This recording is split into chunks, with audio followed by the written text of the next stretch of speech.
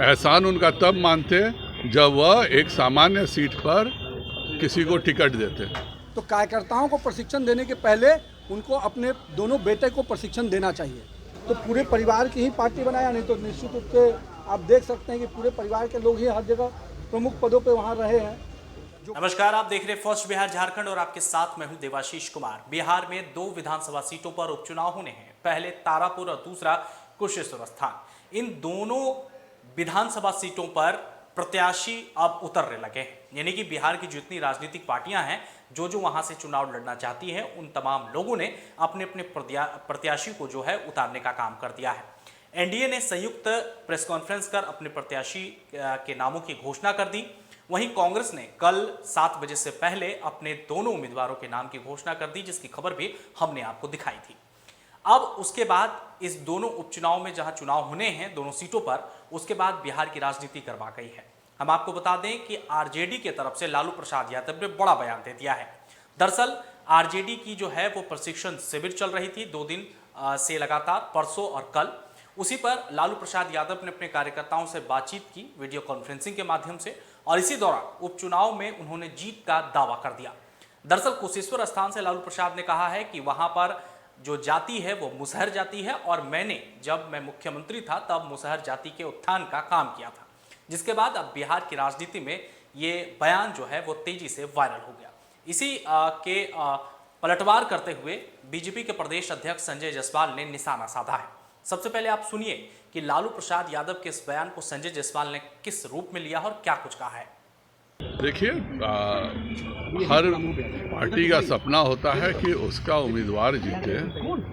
हम लोगों ने भी दिया है, वहाँ सब महादलित ही हैं, वो रिजर्व क्षेत्र है। एहसान उनका तब मानते जब वह एक सामान्य सीट पर किसी को टिकट देते, और वहाँ पे सभी अनुसूचित जाति के और हमारे दलित महादलित परिवार के ही चुनाव लड़ रहे हैं। जदयू और एनडीए की बिहार सरकार और केंद्र सरकार ने हर गरीब के घर को रोशन करने का काम किया है, और उसी का नतीजा है कि कुशेश्वर स्थान से भी जदयू जीतेगी।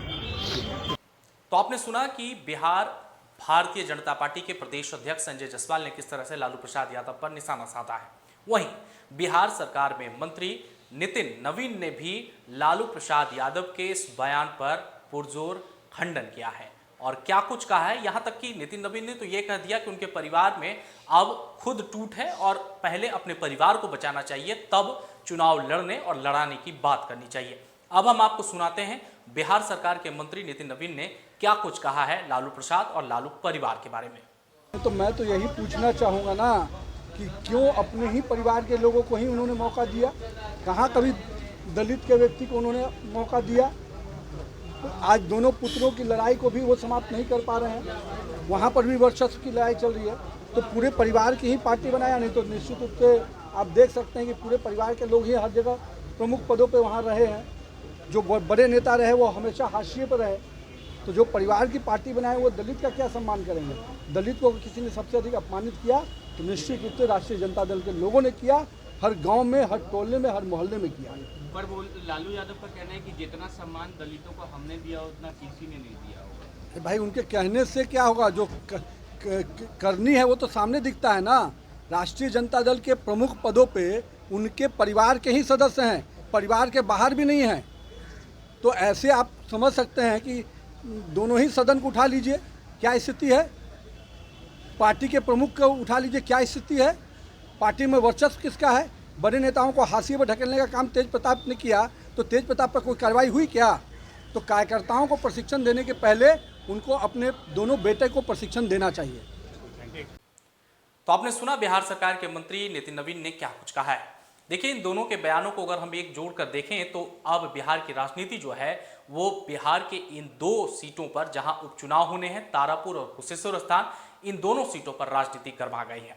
हालांकि तमाम प्रमुख जो पार्टियां हैं वो तमाम प्रमुख पार्टियां जो हैं अपने अपने उम्मीदवारों के नामों की उन्होंने घोषणा कर दी है। एनडीए ने अपने तरफ से उम्मीदवारों की नाम की घोषणा कर दी है। वहीं कांग्रेस ने भी कल देर शाम अपने उम्मीदवार को उतार दिया है। हालांकि आपको पता है कि कांग्रेस और आरजेडी इस वक्त और इन दोनों विधानसभा सीटों पर अलग अलग राह पर है। आरजेडी ने पहले ही अपने उम्मीदवारों के नाम की घोषणा कर दी, जिसके बाद कांग्रेस खफा थी और कांग्रेस ने कल शाम जो है अपने दोनों उम्मीदवारों के नाम की घोषणा कर दी। अब देखना है कि जब चुनाव समय आएंगे और किसकी जीत और किसकी हार होती है, लेकिन फिलहाल बिहार की राजनीति में इन दोनों सीटों पर उम्मीदवारों के नामों की घोषणा होने के बाद सरगर्मी तेज हो गई है। तमाम खबरों के लिए आप बने रहिए फर्स्ट बिहार झारखंड के साथ। नमस्कार।